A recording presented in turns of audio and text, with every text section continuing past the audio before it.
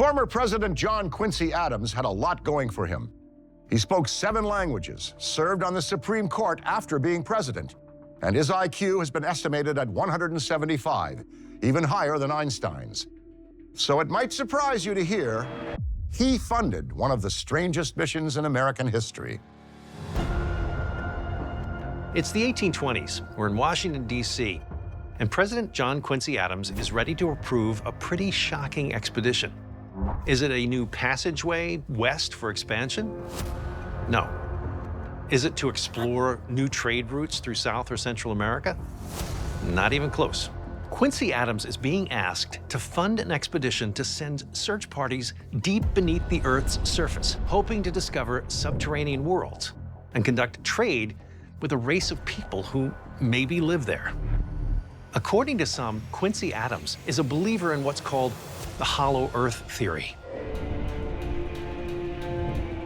The idea that the Earth may be hollow and hide hidden worlds is actually a theory that goes back all the way to the ancient Greeks. But in the 1700s and in the 1800s is when it really picks up steam in Europe and the Americas. There's one man in particular, a guy by the name of John Cleves Sims, who in 1818 writes a piece known as Circular Number 1.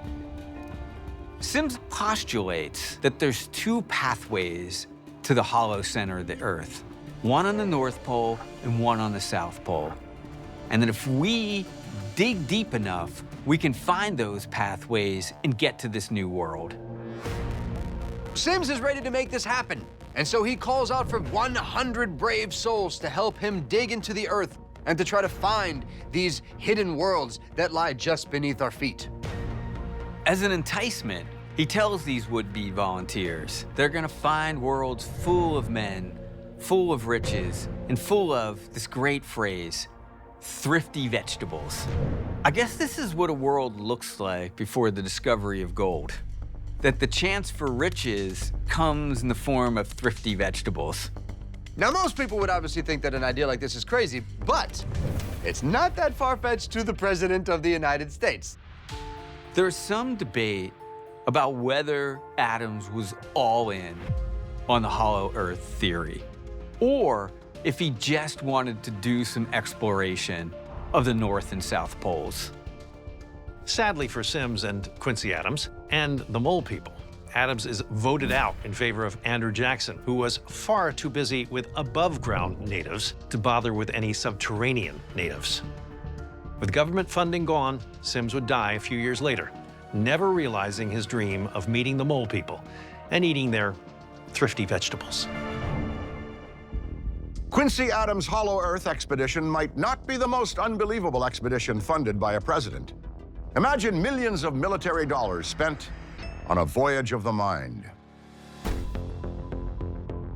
Conventional espionage is, although a very successful way of gathering intelligence about a potential foe, it's also very difficult. So during the decades of the Cold War, the government comes up with a plan. The U.S. military establishes Operation Stargate. And this is a program by which 10 or 15 men are trained at Fort Meade in Maryland in a psychological exercise that's called remote viewing. What is remote viewing? Well, simply put, it is psychic spying. The principle of psychic spying is that people use the power of their mind to locate all the usual intelligence targets, missile silos, military bases, ballistic missile submarines, that sort of thing.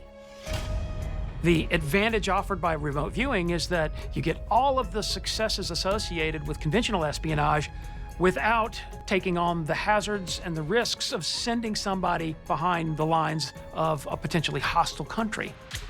We know through declassified documents that the United States government is interested in phenomena like extrasensory perception since the 1950s. But it doesn't really take off until the late 60s and early 70s, where there's whispers that the Russians might also be dabbling in this psychic ability. But does psychic spying actually work? Turns out the results are way better than chance alone should allow. Some of the estimates about the success rate of this program put the figure at 70–80%. From these experiments, the Army identifies 6, quote, star performers. One of these star performers is named Joseph McMoneagle. During his remote viewing session, he begins to sketch out what he's seeing.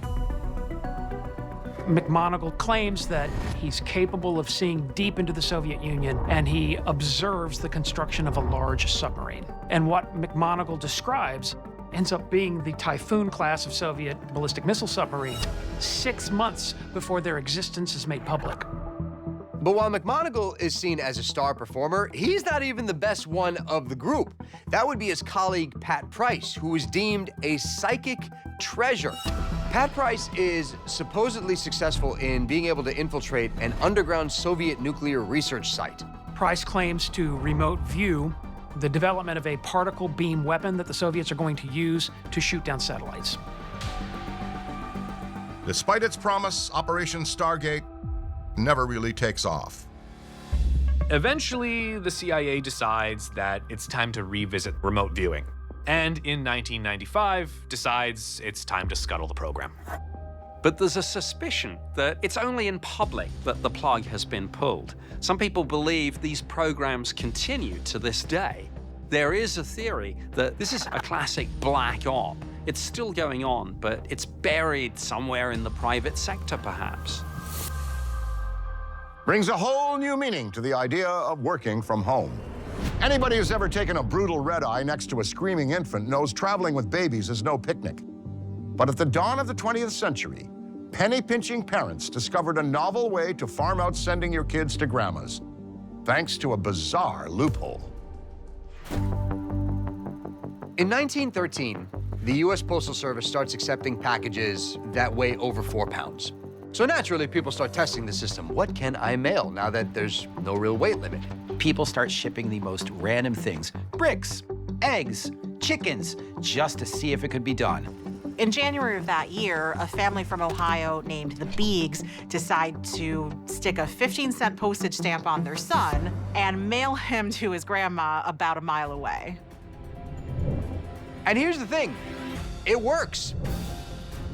And so once it's found out that kids can be mailed, essentially, you start to see this very small uprising of parents just slapping stamps on their kids and mailing them.